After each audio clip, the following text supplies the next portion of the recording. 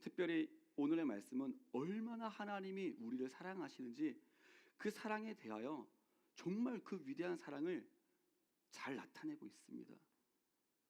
그런데 그런 사랑 앞에 나는 어떻게 그 사랑을 경험하고 그로 인한 기쁨과 변화를 경험하고 있는가라는 것은 별개의 문제더라고요.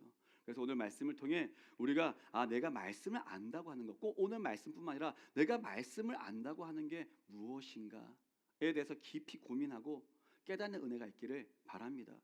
그리고 이 말씀이 살아있고 능력이 있어 나를 변화시키기에 충분합니다. 그런 은혜의 경험이 있는 오늘 이 시간 되기를 소망합니다. 우리는 우리 교리에도 그렇고 우리가 어찌 보면은 참 이빠르게 늘어져 하는 얘기가 있어요. 그 중에 한 가지가 하나님을 사랑합시다라는 얘기입니다. 하나님을 사랑해야 됩니다. 그런데 중요한 사실은 하나님께서 그 사랑을 나를 사랑해라 라고 하시는 건 맞습니다. 그런데 그 사랑을 하라라고 하시기 전에 언제나 먼저 그 사랑으로 우리를 품어 오셨다는 겁니다. 이 사랑이 얼마나 큰지 명확히 알려면은 하나님이 사랑하는, 우리가 사랑하는 대상이 있죠. 그 사랑하는 대상이 어떤 상태인지를 알아야 합니다. 16절 말씀은 이에 대해서 이렇게 말씀을 하고 있습니다. 16절 말씀 함께 읽습니다. 시작. 하나님이 세상을 이처럼 사랑하사 독생자를 주셨으니 이는 그를 믿는 자마다 멸망하지 않고 영생을 얻게 하려 하심이라. 아멘. 잘 아시는 말씀이죠. 하나님이 세상을 이처럼 사랑하사. 하나님이 사랑하는 대상이 일단 어디입니까? 세상이죠. 그런데 이 세상이 하나님이 사랑할 만한 대상이냐, 이걸 우리가 알아야 됩니다.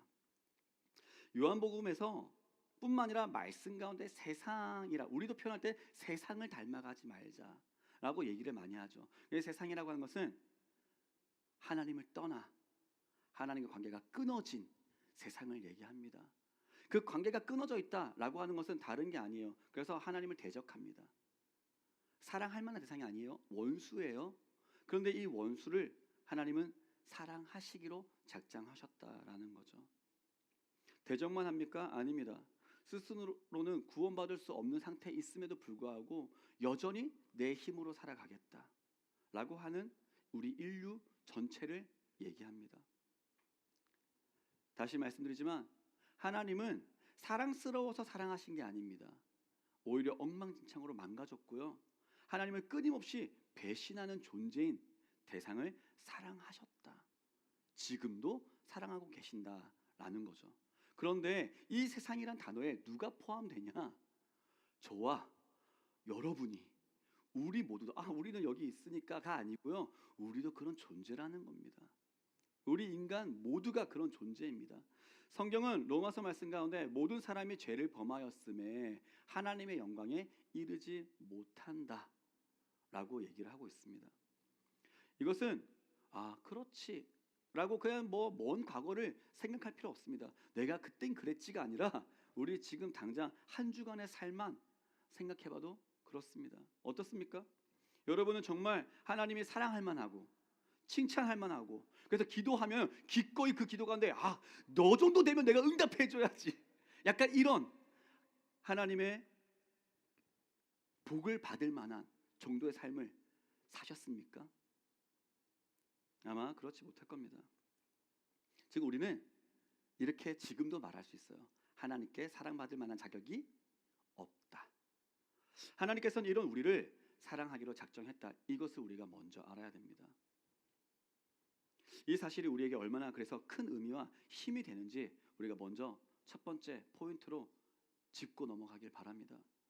지금 이 시대뿐만 아니라 세상은 끊임없이 사람을 어떤 용도로 평가하냐, 자격과 쓸모를 갖고 얘기합니다. 이 사람의 신분이 어떠냐, 자격이 어떠냐, 아니면 얼마만큼 쓸모가 있는 존재인가. 과거에도 그랬고요, 지금도 마찬가지죠. 세상에서 인정받는 사람이 되려면 쓸모 있는 사람이 돼야 됩니다.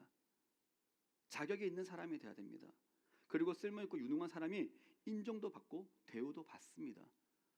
당연한 생각이겠죠? 그런데 모두가 항상 그럴 수만 있을까요?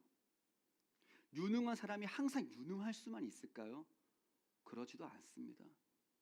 유능하다가도 언젠가는 넘어질 때가 있습니다. 왜 대기업에 그렇게 대기업 가서 너무 좋겠다 라고 하지만 그런 가운데서도 고충이 있는 이유가 무엇입니까? 대기업일수록 그것을 희망하고 지원한 사람이 더 많겠죠. 더 젊고 어리고 유능한 사람도 있겠죠. 그러다 보니까 항상 밑에서부터 차고 올라오는데 항상 치이는 마음이 있는 거예요. 그럼 이 자리를 내가 뺏기지 않으려면 어떻게 해야 됩니까?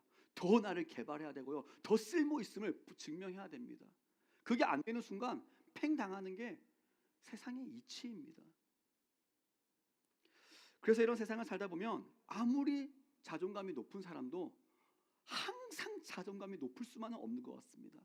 어떤 상황에 처하고 나면은 정말 나는 왜 이래? 충무 옆에서 보면 대단한 존재예요. 괜찮은 사람이에요. 잘하고 있어요. 그런데 스스로 느끼게 됩니다. 자존감이 낮아질 때가 있습니다. 우울함을 경험할 때가 있습니다. 그리고 스스로 자기 비난을 경험할 때도 있습니다. 그래서 하나님이 세상을 이처럼 사랑하신다라는 이 말씀은요, 우리에게 너의 그런 가치, 너의 성과와 인격 혹은 다른 사람의 평가에 너의 그 가치가 달려있다라고 하는 게 아니라는 겁니다. 하나님은 우리가 어떤 존재인지 상관이 없습니다. 왜냐? 이미 하나님이 사랑할 만하지 않은 존재인데 그냥 사랑하신다라고 얘기하고 있기 때문입니다. 그러면 우리의 가치는 어디에 있냐? 이런 우리를 사랑하기로 작정하신 하나님께 근거가 있다는 겁니다. 그래서 그리스도인들은 자존감이 낮다가도 우울감이 있다가도 하나님으로 말미암아 극복이 돼야 되고요. 회복되는 게 마땅합니다. 그게 안 되는 이유는요, 아직 그 말씀 가운데 하나님의 사랑을 정말 그 위대하신 하나님이 신이 너는 내게 소중한 존재야 라고 한 게 인격적으로 아직까지 경험이 되지 못하고 있기 때문입니다. 그 사랑이 얼마나 풍성하고 소중한지 경험하고 나면 아무리 내가 바닥에 쳤다가도 그래, 이런 나를 하나님이 사랑하시지, 나는 소중한 존재야, 회복할 수 있는 근거가 외부에 있지 않고 이미 내 속에 있다는 것, 이것이 얼마나 큰 은혜인지 경험해 보신 분들은 알 겁니다. 더 나아가서 하나님의 이런 사랑은 구원받을 자격 또한 없는 세상과 나로 이어짐을 볼 수가 있습니다. 17절 말씀 함께 읽어보겠습니다. 17절 시작.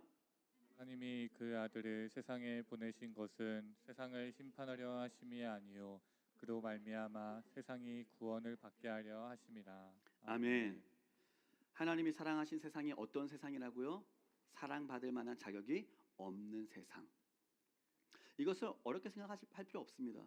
당장 우리가 옆에 있는 우리 가족을 바라봐도, 남편과 아내, 부모와 자녀 누구를 봐도 사랑 안에서 사랑될 때는 쉽죠. 너무 사랑스럽고 너무 이뻐 보여. 이럴 때는 뭐 어떻게 해도 괜찮습니다. 그런데 미운 짓 할 때 있습니까? 없습니까? 있어요. 비단 가족뿐입니까? 직장에 나가서, 사업장에 가서, 학교에 가서 나를 찌르고 괴롭게 하는 존재가 꼭 있습니까? 없습니까? 있습니다. 근데 말씀대로 얘기해 볼게요. 하나님은 그들도 사랑하신다고요. 그 말은 뭐냐?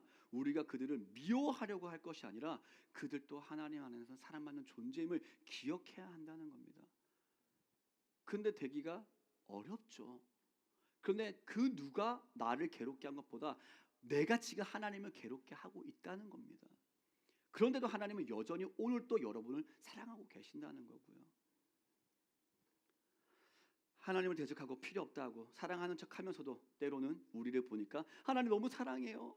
오늘 또 주일에 와가지고 하나님 경배합니다, 찬양합니다. 일주일 또 살아갈 때 없었습니까? 하나님 기뻐하신 대로 합니까? 안 하죠. 그게 하나님을 대적하는 거라니까요.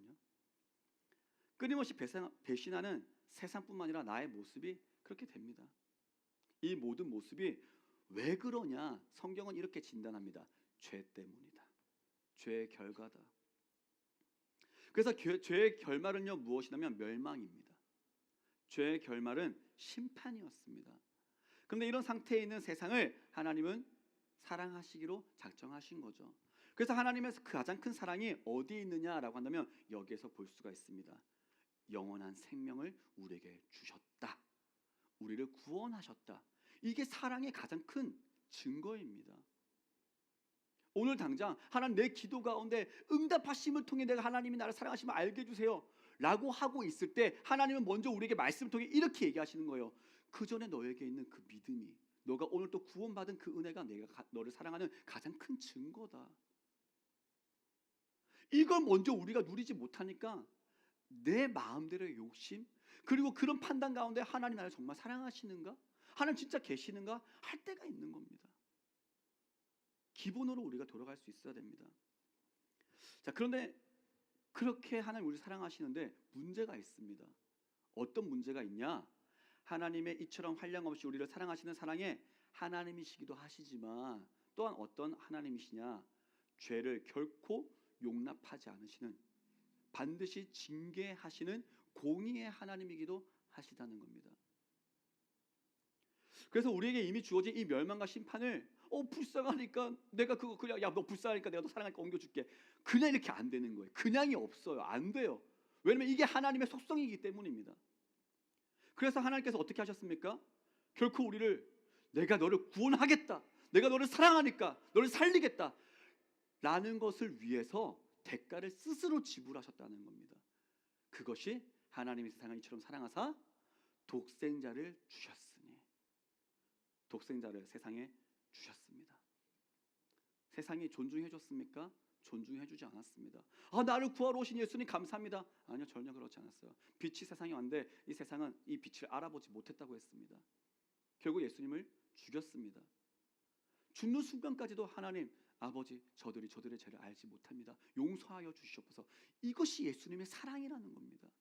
그리고 그 사랑이 오늘도 한결같이 여러분이 어떤 죄를 짓고 또 넘어져 있을 때 하나님 일어나도 사랑하실까? 라고 할 수 있을 때, 아니면 저런 인간도 하나님 사랑하실까? 라고 할 때 하나님은 여전히 너를 사랑한다. 십자가에 달린 예수를 바라봐라 라고 하시는 것이죠. 계산이 맞지 않습니다. 창조주가 피조물을 위해 생명을 버린다? 성경의 말씀이지 않습니까? 어떤 종교를 보고 어떤 얘기를 들어봐도 이런 얘기는 성경 외에서는 찾아볼 수가 없습니다. 이것이 하나님의 놀라운 사랑이라는 겁니다. 예수님이 이 땅에 오신 이유는 17절 말씀에서 정확히 말씀하고 계셨죠. 우리 한 번 더 다시 17절 말씀 읽어보겠습니다. 시작.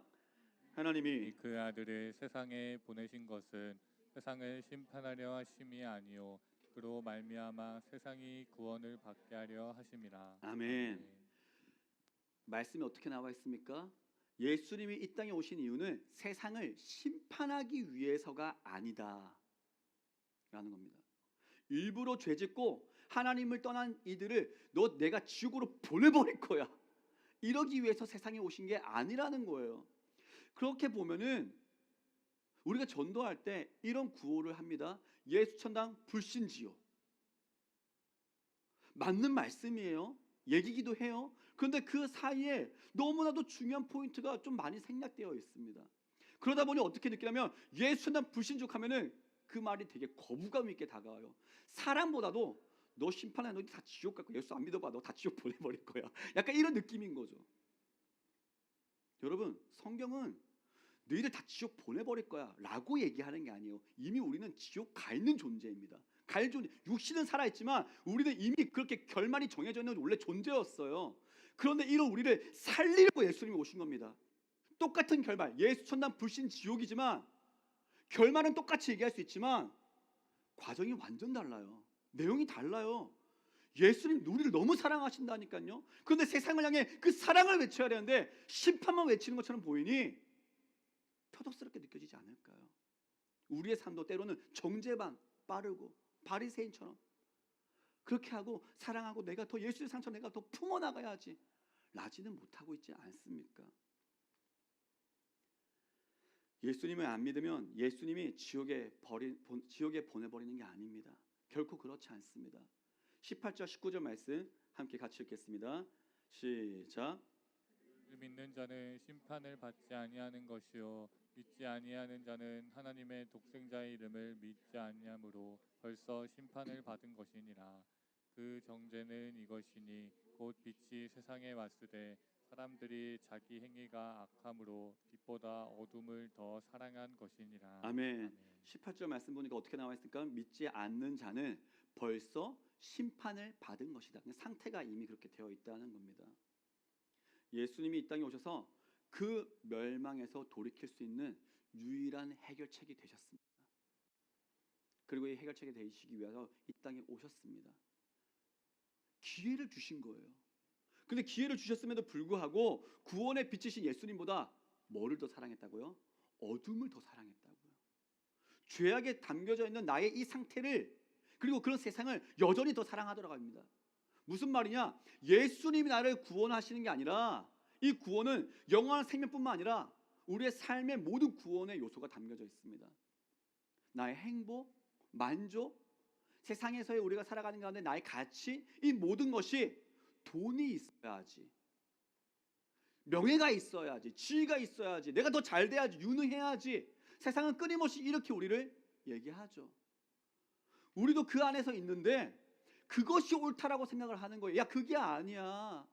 그것이 너에게 참 행복을 줄 수 없어. 참 만족을 줄 수 없어. 그거를 찾길 원해? 그러면 예수님께 와봐. 예수님이 그걸 너에게 주시기 위해 이 땅에 오셨어. 성경을 통해 우리가 복음을 제시하고 있지 않습니까? 그런데 이 복음을 들었음에도 불구하고 듣지 않는 겁니다. 왜냐? 돈이 더 좋은 거예요. 세상에서 더 잘 되는 게 더 좋은 거예요. 그런데 이렇게 어둠을 더 사랑하고 빛을 미워하는 이유는 또 이렇게 얘기합니다. 20절 말씀 함께 읽습니다. 시작. 위하여 빛으로 오지 아니하나니 이는 그 행위가 드러날까 하며. 아멘. 이 말씀을 보면서 참 고민을 많이 했어요. 어떤 고민이었냐면, 어떻게 생각하면 우리 믿는 자들은 믿음이 있으니까 성경의 프레임 안에서 생각하니까 이 말씀이 그냥 그렇게 그렇지 하고 와닿습니다. 그런 생각을 해볼게요. 믿음이 없는 비기독교인들은 성경의 얘기가 자기와 상관없습니다. 우리는 이게 죄다라고 얘기하지만 그들에게는 죄가 아닙니다. 상관이 없는 일이에요. 그런데 그런 이들을 향해서 그 행위가 드러날까? 이게 죄가 죄인지 모르는데 이게 행위하면 안 되는데 생각이나 할까요? 아닙니다. 그럼 이게 죄가 죄인지 모르는데 이 말씀을 어떻게 생각해야 될까? 고민이 됐어요. 이것은 근데 의외로 간단했습니다. 늘 말씀드리듯이 예수를 믿는다고 하는 게 무엇인지를 생각해 보는 겁니다. 예수를 믿는다는 것은 예수님 나의 구원자입니다라는 그냥 단순한 지적인 동의가 아니라고 말씀을 늘 드렸죠. 단순한 나의 구원자가 아니라 나를 살리신 주님께서 이제 나의 주인이시고 나의 왕이십니다 라는 인격적인 고백이 있다는 겁니다.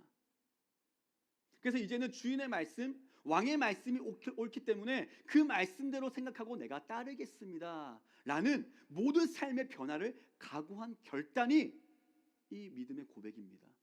그렇다면 이것을 듣고 나니 누군가 그런 것 같아 라고 하면은 동의할 수도 있겠죠. 그런데 보통은 어떨까요?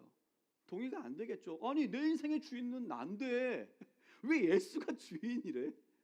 그런 삶 살고 싶지 않아. 피곤해. 나는 여전히 지금까지 내가 마음대로 자유롭게 살아온 대로 살아가고 싶어. 그렇다는 겁니다. 성경대로 살아라고? 별론데. 이것을 인정하기 싫어요. 지금대로 살아가도 나에게 불편함은 없어. 왜 그래야 되지? 이게 어떤 행위라고요? 빛을 무시하는 거라. 내 생각치가 잘못이다 라고 하는 이 하나님의 말씀이, 빛이 너 그렇게 사는 거는 지금까지 살아왔지만 이제 그렇게 사는 게 아니야 라고 하는 이 빛이 싫은 겁니다. 그래서 이런 것들이 계속 잘못되었다고 말하는 이 빛 가운데 드러나는 게 싫은 거예요.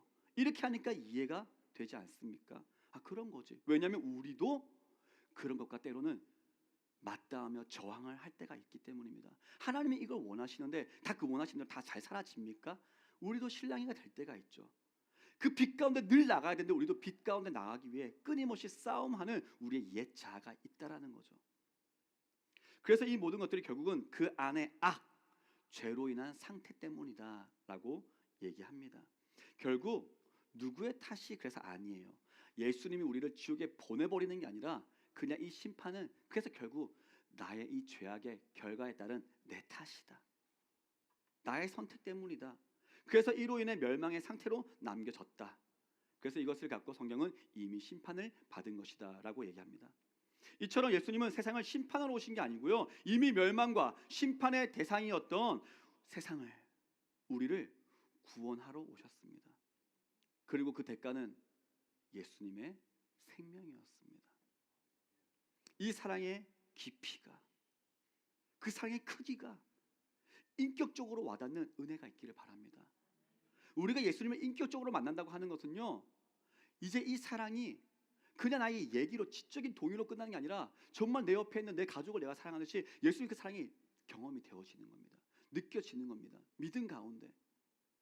그런 경험이 우리에게 언젠가가 아니라 오늘 다시 이 말씀을 듣는 가운데 회복될 수 있고 더욱더 커질 수 있고 깊어질 수 있기를 축복합니다. 이 사랑을 갖고 계신 하나님께서 지금도 우리에게 이렇게 말씀하십니다. 로마서 8장 32절 말씀 함께 읽습니다. 시작. 자기 아들을 아끼지 아니하시고 우리 모든 사람을 위하여 내주신 이가 어찌 그 아들과 함께 모든 것을 우리에게 주시지 아니하겠느냐. 아멘. 하나님의 사랑이 우리에게 영원한 생명이 되어 주신 것, 이것만이 끝이 아니라, 그래서 언젠가 그래 맞아 죽으면 영원한 생명 얻고 천국 가겠지가 아니라 오늘을 살아갈 수 있는 힘이 주님의 사랑 가운데 있는 이유가 이것이에요. 우리에게 독생자 예수님의 생명도 아끼지 않고 주신 하나님이 그 사랑으로 너희에게 모든 것 주시지 않겠느냐 라고 하십니다. 아까워하지 않습니다. 생각을 해볼게요. 예수님을 믿어도 불안할 때가 있습니까? 없습니까? 있습니다. 염려가 될 때가 있습니다. 두려울 때도 있습니다. 모든 상황이 그렇게 우리에게 찾아오게 될 때 우리는 다른 것을 갖고 생각하는 것이 아니라 이 하나님의 말씀을 절대적으로 붙들어야 됩니다. 이것을 뭐라고 하냐? 믿음이라고 얘기를 합니다. 이 믿음이 있을 때 우리에게는 하나님이 주신 이 궁극적인 선물인 영원한 생명뿐만 아니라 이 땅에서도 하나님의 나라 안에서 우리가 그 보호하심 속에 살아갈 수 있다라고 얘기를 하십니다. 다시 말씀드리지만 우리에게 문제가 없는 게 아닙니다. 예수를 믿으면 모든 문제에서 벗어난다라는 얘기가 성경에 어디에도 없습니다. 예수를 믿어도 여전히 우리는 고난이 닥쳐올 때가 있고 사망의 음침한 골짜기를 지나갈 때가 있고 괴로울 때가 있습니다. 원수가 있고요, 문제가 해결되지 않을 때가 있습니다. 끈질기게 오랫동안 괴롭혀왔던 문제가 있을 수 있고 또 생길 수도 있습니다. 하나님이 나를 사랑하시면 이 문제를 그냥 다 해결해 주시겠지라고 쉽게 생각하고 싶지만 때로는 그렇게 문제를 해결해 주시기도 할 때도 있어요. 그런데 때로는 문제를 통해 하나님과 더욱더 그 문제 가운데 더욱더 나를 가까이 해라 라는 것으로 우리를 놔두시며 다르게 이겨나가도록 하실 때도 있다는 겁니다. 이 하나님의 큰 사랑과 큰 계획을 우리의 머리로 다 이해하지 못한다는 게 문제인 거예요. 그래서 우리는 어떻게 해야 되냐? 이 눈으로 보고 이 머리로 생각한 건 끝난 것이 아니라 그 너머에 있는 하나님을 바라보는 믿음이 필요하다는 것입니다. 하나님의 이 사랑의 속성을 바르게 알아야 합니다. 그리고 이 사랑을 신뢰하면 지금 어려움이 있어도 하나님 안에 내가 있습니다.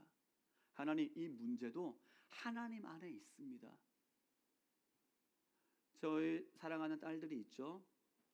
숙제할 때 괴로울 때가 있어요. 아빠 이거 도무지 모르겠어요. 그럴 때마다 제가 다 가서 언제나 이건 이거야 풀어주지 않습니다. 가서 풀어봐 해결해봐 라고 얘기를 해요. 왜 그럴까요? 부모가 다 해준다고 그 아이의 능력이 됩니까? 되지 않을 때가 많죠. 문제 해결 능력이 참 중요합니다. 하나님 그런 거예요. 우리가 믿음이 자란다고 하는 것은 그 믿음을 갖고 문제 해결 능력이 자라나가는 것입니다. 근데 이 우리의 문제 해결 능력이 뭐냐? 너의 능력이 자라는 게 아니라 너가 주님을 붙드는 능력이 자라나가는 것이다. 너를 사랑하는 하나님을 더욱더 사랑하는 능력이 자라나가는 것이다. 그래서 어떤 문제가 와도 하나님과 관계는 깊어지는 거예요. 그러니까 능력이 됩니다. 그래서 고난도 유익이 될 수가 있습니다. 여러분, 하나님 안에 거하기를 바랍니다. 그러면 고난도 유익이 될 수 있다니까요. 그런데 가장 어리석고 가장 불쌍한 사람이 누군지 아십니까? 믿음이 없는 자들이 아닙니다. 예수를 믿는다고 이 자리에 나와 있는데 고난을 통하면서도 하나님을 더욱더 가까이 하지 못하고 경험하지 못할 때 얼마나 불쌍한지 모릅니다. 여러분, 우리가 그런 하나님의 보호를 경험할 수 있기를 바랍니다. 아무리 힘들고 죽을 것 같아도요, 결국 마음이 제일 지키기가 어렵습니다. 나를 위해 십자가 달리신 예수님의 사랑을 그때마다 바라볼 수 있길 바랍니다. 예수님을 바라보시는 그리고 하나님 아버지의 마음을 깊이 느낄 수 있기를 바랍니다. 누구 때문인가요? 나 때문입니다. 우리 때문입니다. 그토록 하나님이 우리를 사랑하시기 때문에 하나님을 사랑하는 자를 붙드시고 반드시 새 힘을 주십니다. 이것이 하나님의 말씀입니다. 하나님의 크신 사랑을 오늘 우리가 말씀 듣는 가운데 반드시 경험할 수 있기를 바랍니다. 그리고 이렇게 되는 것이 신앙생활의 기본입니다. 이거 경험하지 못하면요, 신앙생활이 뭐가 되냐면 그냥 종교생활이 되어버릴 수밖에 없습니다. 예배 드리는 거요, 그냥 하나님의 사랑, 하나님께 기쁨과 영광을 돌리기에 나와야 되는데 그냥 종교활동처럼 할 때도 있습니다. 내가 기도하는 게, 찬양하는 게 모두 다 종교활동이 되어버릴 수가 있습니다. 하나님의 이 위대한 사랑은 우리 모두에게 주어졌습니다.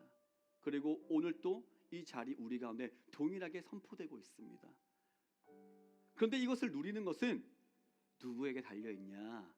우리의 응답에 달려있다 라고 성경은 얘기합니다. 21절 말씀 마지막으로 함께 읽겠습니다. 시작. 이를 따르는 자는 빛으로 오나니 이는 그 행위가 하나님 안에서 행한 것임을 나타내려 함이라 하시니라. 아멘. 진리를 따르는 자라고 얘기를 했습니다. 이것은 말 그대로 믿음의 유무를 지금 얘기하고 있는 게 아니에요. 믿음이 있어서 진리를 따르는 게 아니고 믿음이 없는 가운데서도 진리를 따르는 사람들이 생깁니다. 진리를 인정한다는 거예요. 어떤 거냐? 많은 이들이 절대 처음부터 믿음을 갖지 않죠. 그렇지 않습니다. 그런데 인정하는 거예요. 얘기를 합니다. 이 세상의 삶이 끝이 아니라 천국과 지옥이 있습니다. 돈과 명예가 전부가 아닙니다. 세상적인 게 행복을 모두 다 보장해주지 않습니다 라는 말에 누군가는 아닌데? 앞서 말한 것처럼 나는 어둠을 더 사랑하는 거예요. 그런데 누군가는 그 말에 맞아, 내가 아무리 애써봤는데 내 힘으로 다 안 되더라. 내가 아무리 건강하려고 해봤자 내 힘으로 안 되더라. 뭔가 다른 게 있더라. 필요하더라. 행운이 필요하더라. 그렇게 하면 찾아 나가는 겁니다. 이런 일을 구도자라고도 합니다. 진리를 찾아가는 사람들. 근데 그 진리를 찾고 있는데 어떤 게 들려요? 하늘 말씀이 들린 거죠. 듣고 보니까 만든 것 같아. 그래서 그 진리 앞에 나오는 겁니다. 나오다 보니 이제 어떻게 돼요? 듣죠. 예수님이 그런 너를 사랑해. 너를 위해 생명을 주셨어. 그래서 이제 그 말씀 듣고 그래? 이런 귀한 사랑이 있구나. 나도 그런 사랑을 해야지 라고 하며 있다 보니 언젠가 믿음이 자라 있습니다. 그렇게 하고 난 모든 것들이 결국 뭐냐? 하나님 안에서 행한 것. 이 모든 게 하나님의 은혜였습니다 라고 고백하게 되더라라는 겁니다. 여러분, 오늘 우리가 나눈 이 말씀이 결코 단순히 외우는 것으로 끝나지 않기를 간절히 바랍니다. 말씀 앞에 우리도 또한 어떻게 됩니까? 응답해야 합니다. 오늘도 진리를 따르며 빛으로 나아가야 합니다. 하나님의 이 위대한 사랑이 여러분의 삶에 참 자유와 기쁨으로 경험되어지는 역사가 있는 한 주 매 순간 되기를 축복합니다.